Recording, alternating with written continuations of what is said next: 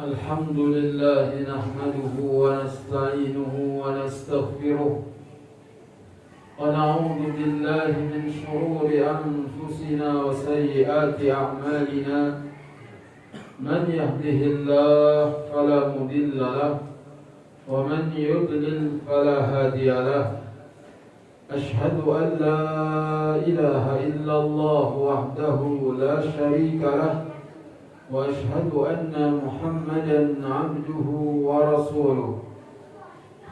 Segala puji hanyalah milik Allah. Kita memuji, memohon pertolongan serta mohon ampunan kepadanya. Kita berlindung kepada Allah dari keburukan diri kita dan dari kejahatan amal perbuatan kita. Barang siapa yang diberi petunjuk oleh Allah, maka tidak ada yang bisa menyesatkannya. Namun barang siapa yang disesatkan, maka tidak ada yang bisa menunjukinya. Aku bersaksi bahwa tidak ada Tuhan yang berhak diibadahi dengan benar kecuali Allah, Tuhan yang Maha Esa dan tiada sekutu baginya. Juga bersaksi bahwa Nabi Muhammad sallallahu alaihi wasallam adalah hambanya dan utusannya. Innamal mu'minuna ikhwatun fa'aslihu baina akhawaykum wattaqullaha la'allakum turhamun. Sesungguhnya orang-orang mukmin itu bersaudara, maka damaikanlah di antara saudaramu. Takutlah kamu kepada Allah agar Allah merahmatimu. I'lamu annamal hayatud dunya la'ibu wa lahu wa zinatu wa tafakhurun bainakum wa takasurun fil amwali wal awlad kamathali ghaysin a'jaba al-kuffara nabatuhu thumma yakunu musfarra thumma yakunu khutama وفي الآخرة عذاب شديد ومغفرة ورضوان وما الحياة الدنيا إلا متاع الغرور. Ketahuilah bahwa hidup di dunia ini hanyalah permainan, senda gurau, perhiasan, saling berbangga di antara kalian, bersaing dengan banyaknya harta, bersaing dengan banyaknya anak, bagaikan air hujan yang turun dari langit, yang membuat para petani kagum akan tanaman-tanamannya. Kemudian tanaman-tanaman itu menjadi kering, engkau lihat warnanya kuning, kemudian hancur berkeping-keping. Sedangkan di akhirat ada siksa yang pedih, ada ampunan dari Allah dan keridhaannya bagi orang-orang yang lalai. Hidup di dunia ini hanyalah kesenangan yang menipu belaka. Amma ba'du, sesungguhnya sebaik-baik perkataan adalah firman Allah Al-Quranul Karim. Sebaik-baik petunjuk adalah petunjuk Nabi Muhammad sallallahu alaihi wasallam. Adapun sejelek-jelek perkara dalam agama adalah perkara-perkara yang baru. Semua perkara-perkara yang baru yang ditambah-tambahkan ke dalam agama namanya bid'ah.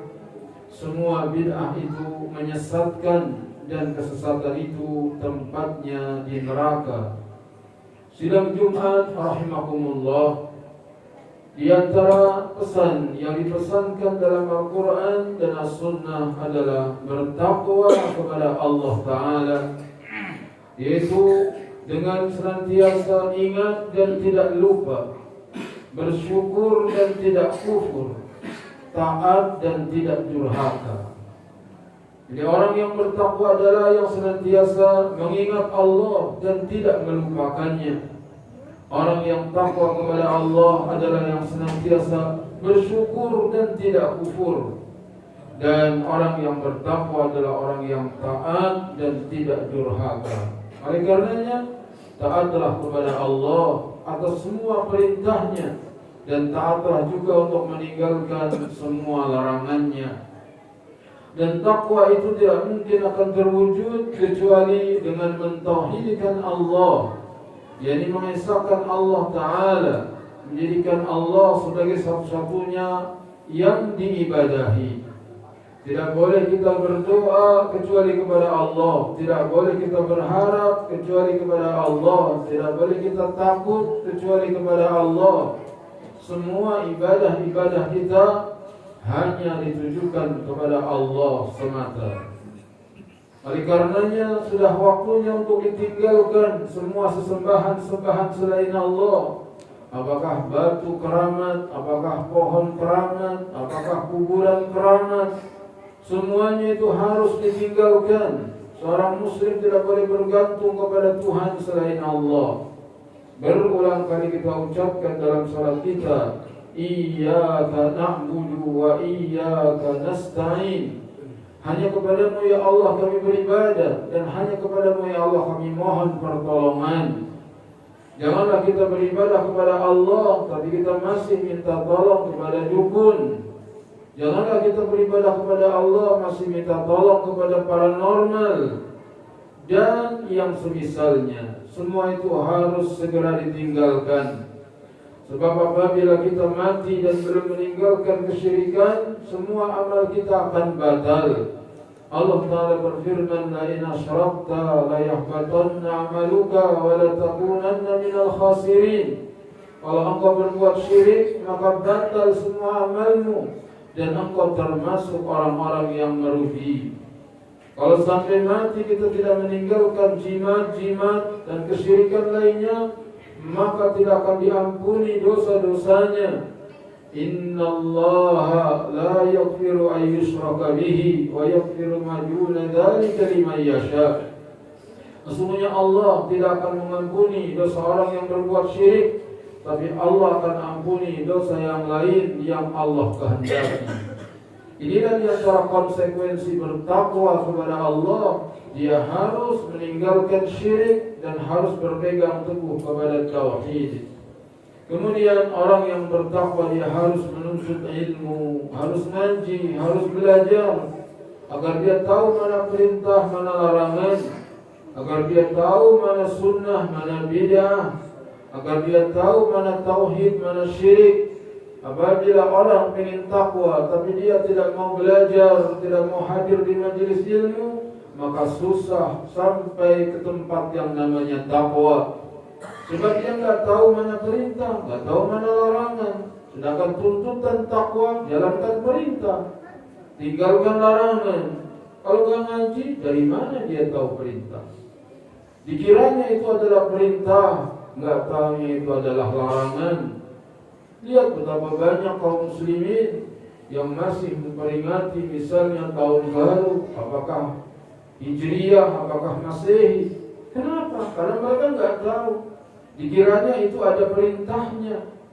Sekiranya mereka tahu dan mereka mengamalkannya, tentu tidak akan terjadi yang seperti itu. Meniru-niru orang kafir, meniru-niru orang Majusi. Bahkan orang-orang Majusi itu memanggil orang-orang untuk ibadah dengan menyalakan api. Nabi melarangnya. Orang-orang Nasrani memanggil umatnya untuk ibadah dengan membunyikan lonceng. Nabi pun melarangnya. Begitu juga orang Yahudi memanggil umatnya untuk ibadah dengan meniup trompet. Nabi melarangnya. Akan tetapi berapa banyak kaum muslimin justru dia menyalakan kembang api. Dia bukan lagi dengan lonceng tapi dengan petasan untuk mengagetkannya.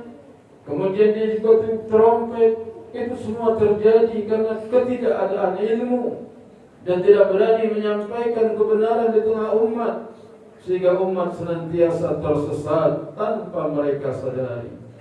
Maka hadirlah di majelis ilmu, menuntut ilmu, itu jalan menuju ketakwaan.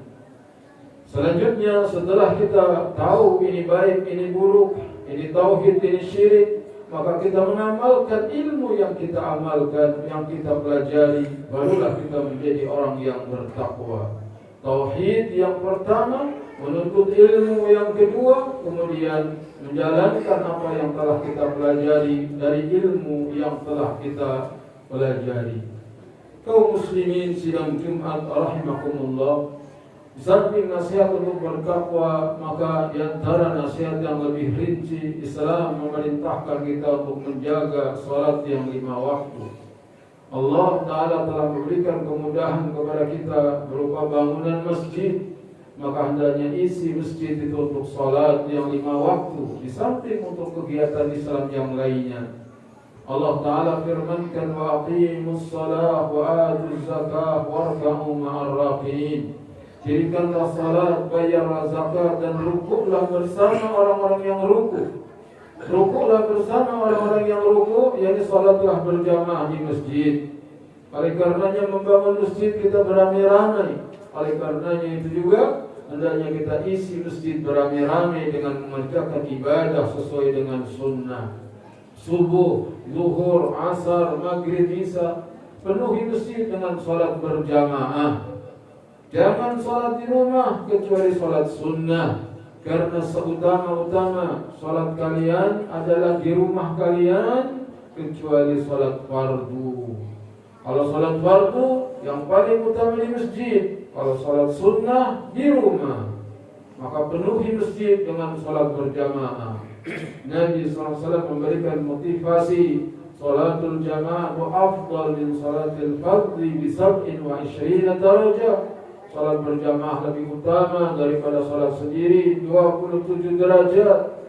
Artinya kalau salat sendiri di rumah sah salatnya, cuma dapat 1 derajat.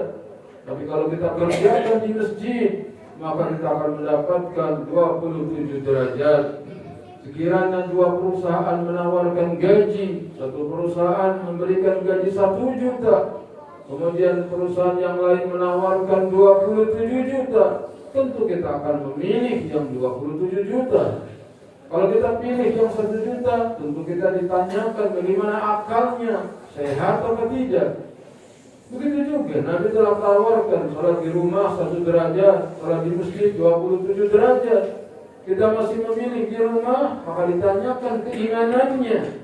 Apakah kita beriman apa tidak yang sebenarnya? Para sahabat dahulu berlomba-lomba untuk mendapatkan saf pertama.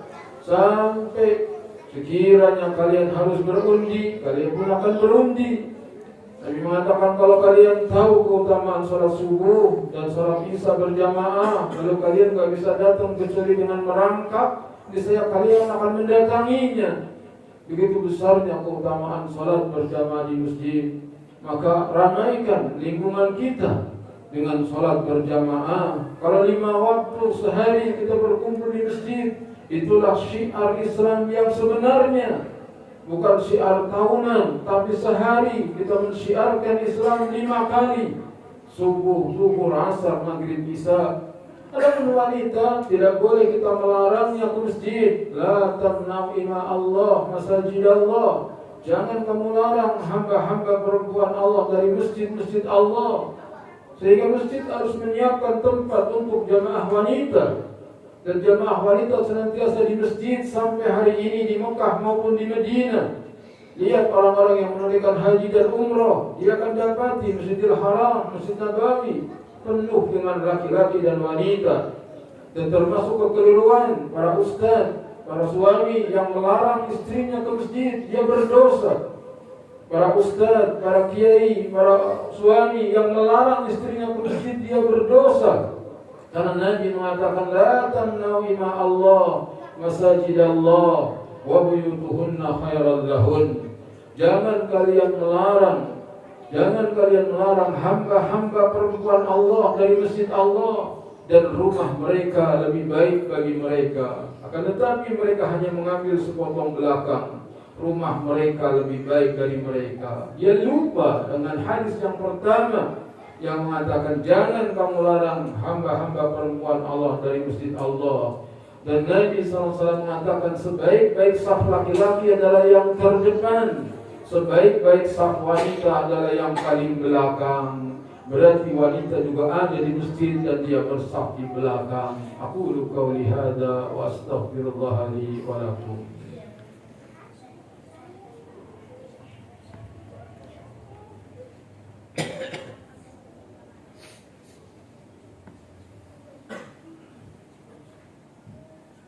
Alhamdulillah, wassalatu wassalamu ala rasulillah.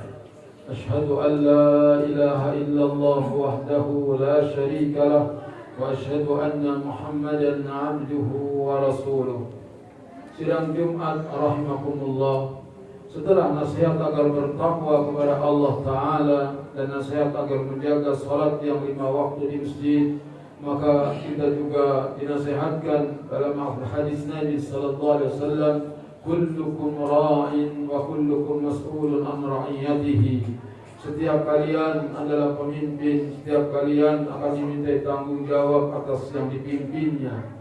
Kita bukan presiden, kita bukan raja, tapi kita semua pemimpin minimal atas diri kita atau minimal atas keluarga kita. Wahai para suami, wahai para ayah, kalian pemimpin bagi istri kalian, kalian pemimpin bagi anak-anak kalian. Kalian akan dimintai tanggung jawab atas yang dipimpinnya. Sudahkah kita menyuruh istri kita salat, anak-anak kita salat?